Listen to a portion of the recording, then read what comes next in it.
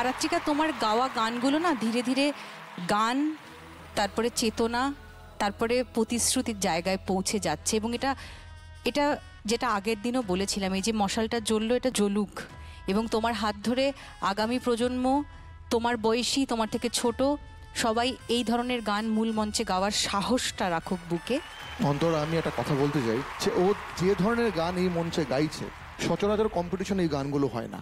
আর আমার আনন্দ হচ্ছে আগামী বছর জি বাংলা সারেগামার অডিশনে আর অনেক ছেলেমেয়েরা ওর মতো আসবে, যারা এই ধরনের গান প্রিপেয়ার করে নিয়ে আসবে। এক্স্যাক্টলি, সেটাই বলছি। সেই পথটা তোমায় তৈরি করে দিতে হবে। সেজন্য এই 10, 9, 8-এর খেলার অনেক বাইরে বেরিয়ে তোমার কাঁধে একটা বড় রেসপন্সিবিলিটি এসে গেছে অলরেডি। তুমি খুবই ছোট্ট, কিন্তু এটাকে বয়ে নিয়ে যাবার দায়িত্ব তোমার উপরে অলরেডি এসে গেছে। So all the best. Thank you ma'am.